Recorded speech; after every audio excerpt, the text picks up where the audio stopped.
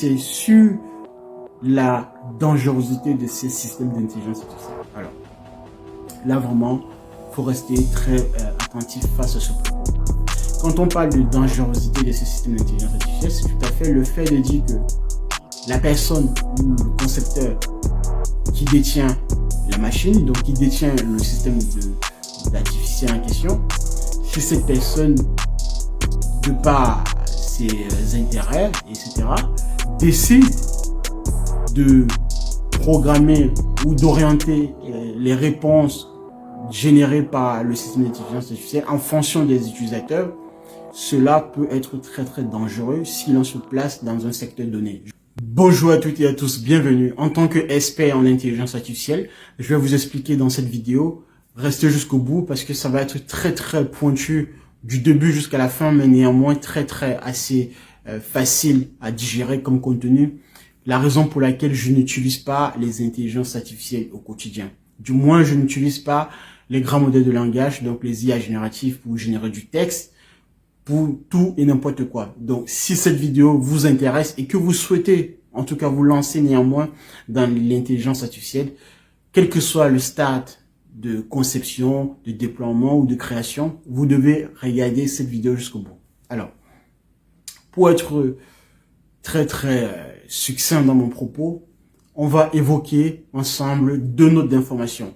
Première chose, les aspects cruciaux de l'intelligence artificielle, notamment sur les grands modèles de langage, donc les LLM, les Large Language Models.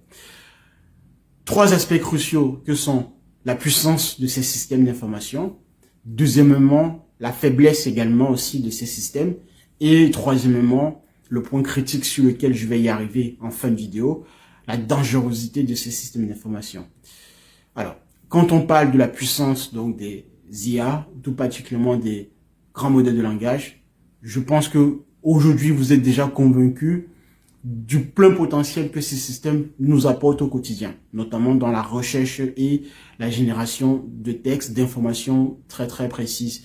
Auparavant, on utilise toujours, mais on avait des moteurs de recherche de type Google, etc., où on posait des questions, il fallait aller chercher dans plein de pages et lire, effectivement, passer du temps pour pouvoir extraire la bonne information. Les LLM sont venus faire ce travail à notre place, donc à concaténer l'information, synthétiser cette information de manière dense et nous la restituer assez rapidement.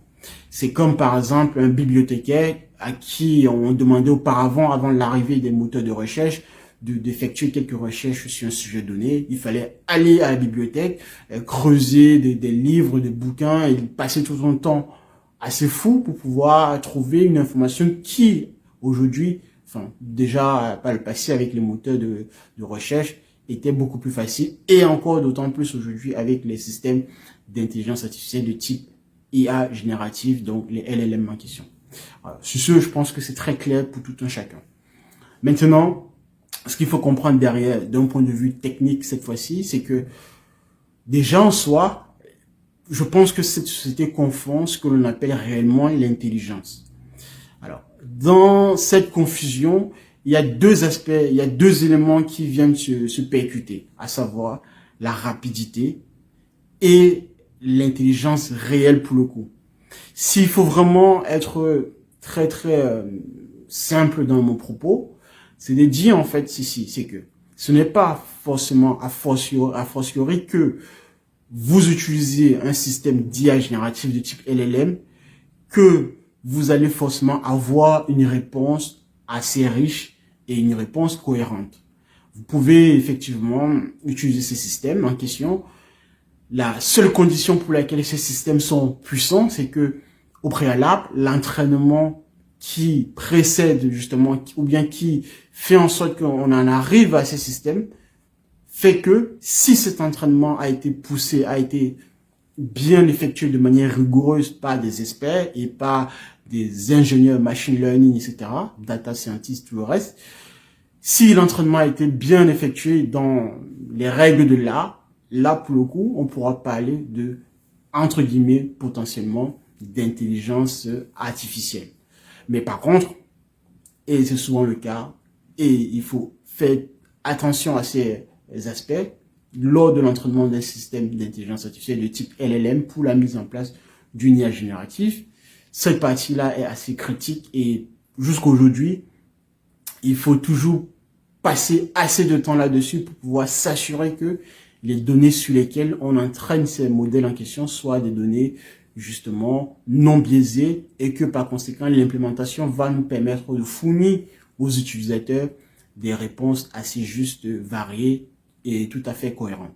Voilà le point critique ou la ligne en fait crête sur laquelle il faudrait faire attention lorsqu'on met en place un système de type LLM en question.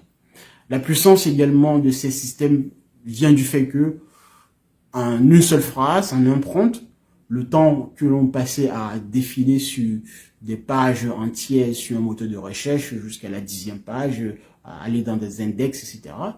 Ce temps-là, le système le fait à notre place. Mais par contre, comme je le disais toujours d'un point de vue critique, c'est que dans l'entraînement, dans l'aspect d'entraîner un modèle de langage, il y a donc le point central, les données.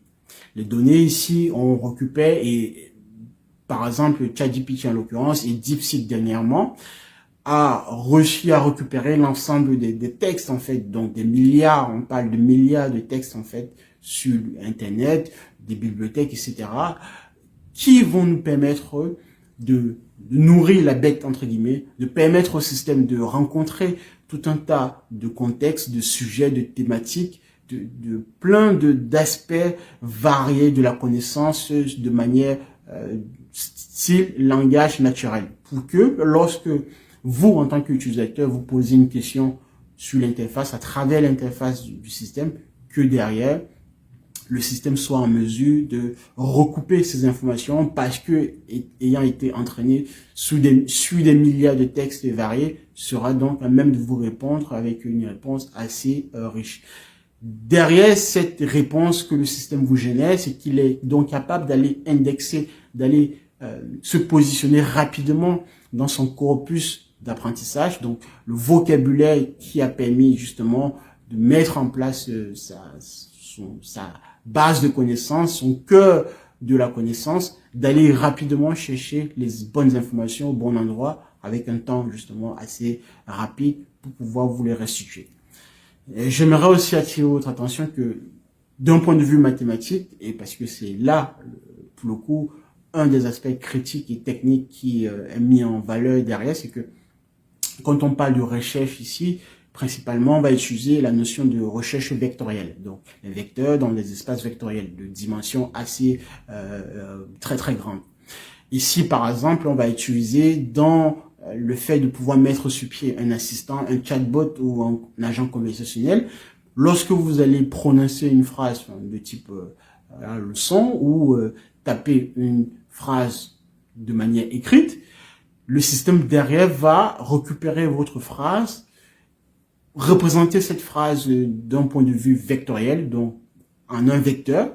Ce vecteur, justement, est une notion mathématique qui va capturer à travers ses composantes tous les aspects, donc les caractéristiques essentielles de votre phrase, rechercher justement ces aspects caractéristiques au sein de sa base, de son corpus d'apprentissage, et donc justement faire de l'indexation vectorielle, comparer avec donc des millions de données, avec des algorithmes bien sûr qui vont nous permettre d'aller faire la comparaison assez rapide pour pouvoir donc restituer la bonne information à l'utilisateur. Tout cela se fait justement avec des techniques mathématiques, bien sûr, et bien sûr d'implémentation informatique à travers justement des algorithmes assez pointus pour la recherche vectorielle, etc.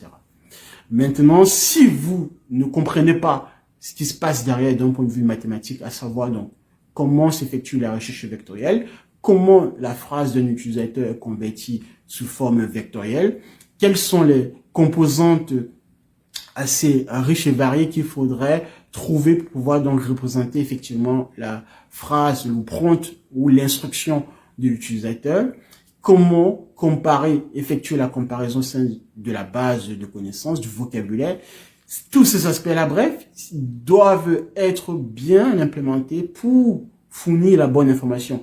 Et si, par ailleurs, il en manquait une étape assez critique donc une étape qui ne serait pas réellement mise en œuvre dans les règles de l'art, on s'expose justement à un modèle, au mieux des cas, faible, mais au pire des cas, très très dangereux. Je vais donc passer ici sur la partie donc de la faiblesse de ces systèmes d'intelligence artificielle. La faiblesse justement, prioritairement, va reposer sur les échantillons de données. La masse de data, donc la masse de piles de données que vous aurez encapsulées, que vous aurez pu récupérer ici et là. Si vous avez des données assez très faibles en termes de dimension, votre modèle, effectivement, il peut être qualifié d'intelligent pour le coup, parce que évidemment, il est limité de par sa connaissance. D'où pourquoi, même justement, malgré des milliards et des milliards d'articles côté Wikipédia, sur Internet, des bibliothèques, etc., encapsulés que OpenAI a pu récupérer, aujourd'hui, il faut toujours nourrir ces grands modèles de langage au travers de connaissances et de données assez riches et variées, parce que il existe toujours, malgré tout, malgré que nous avons aujourd'hui Internet, des livres qui n'ont pas encore été numérisés, et bien sûr, donc, de tas de milliards de connaissances assez enfouies quelque part dans des châteaux, dans des bibliothèques, etc.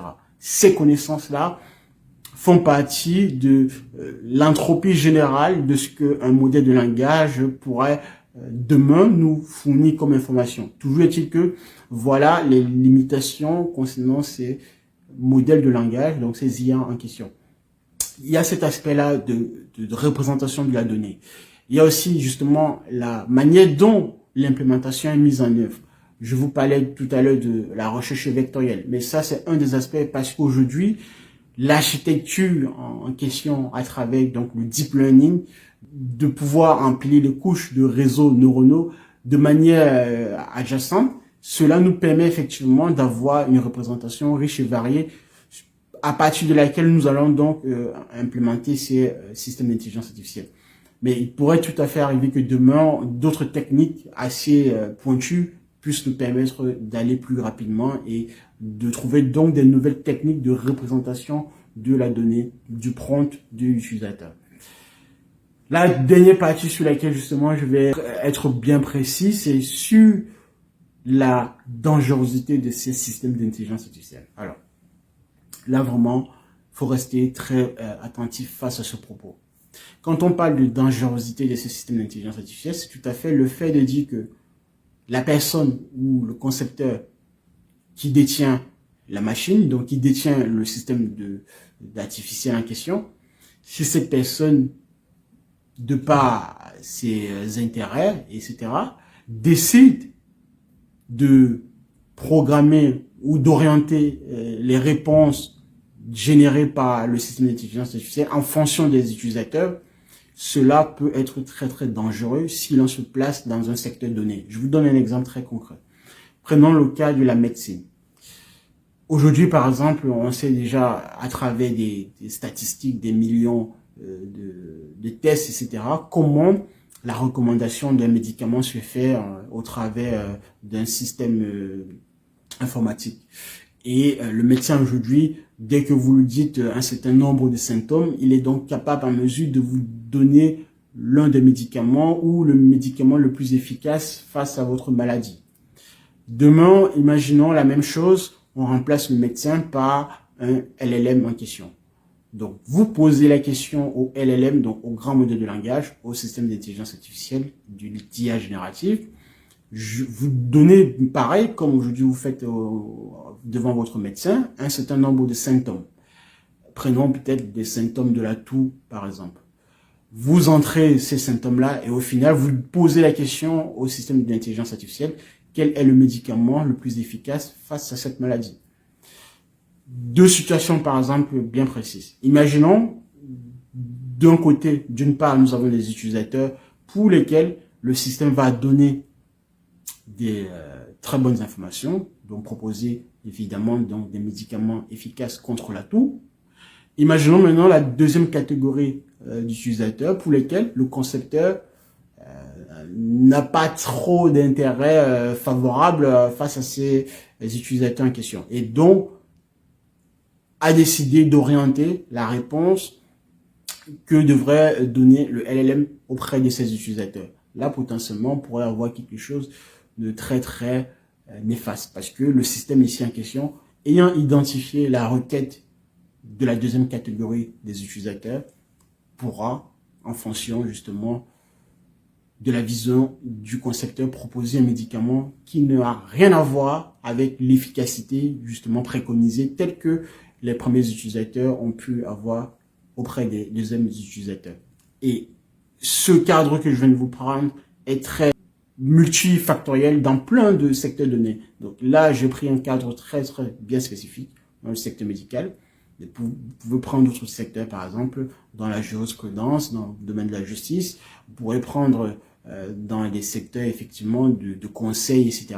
Bref, tout ce qui peut potentiellement permettre à l'utilisateur d'accéder à une information critique. Et plus on va monter dans des secteurs assez critiques, les LLM en question, la dangerosité des LLM en question va se révéler de plus en plus grande. Donc faites attention à ce que vous tapez au sein de votre interface, des informations que vous essayez de recueillir, même si ChatGPT ou DeepSeek vous donne une réponse qui vous semble riche et variée, méfiez-vous, essayez quand même de vérifier, alors jugez en fonction de la pertinence et de l'intérêt que vous portez au sujet en question. Donc si vous posez des questions toutes simples au quotidien, je sais pas, j'aimerais peut-être réparer ma voiture, enfin changer par exemple le rétroviseur de ma voiture. Bon, allez, c'est peut-être pas assez très critique, ça, on parle de rétroviseur, mais voyez, en tout cas, vous pouvez aller rapidement vérifier avec des vidéos sur YouTube de tutos pour voir comment les choses s'effectuent de manière rapide et comparer si l'IA vous a donné une réponse assez cohérente. Mais par exemple, si vous posez des questions du style « je suis malade, enfin, je suis atteint ou atteinte de telle maladie et j'aimerais que tu me proposes tel médicament, etc. » Faites attention à ce genre de réponses que le système vous donnera. Et moi, je vous conseillerais déjà même de ne pas poser ce genre de questions au système d'intelligence artificielle. Maintenant, je vais m'arrêter là sur cette vidéo. Ça, c'est donc la première partie. Et je vais vous démontrer tout ceci, tout ce que je viens de vous dire ici à travers mon propos préliminaire dans la seconde partie, à travers donc un exemple par la pratique.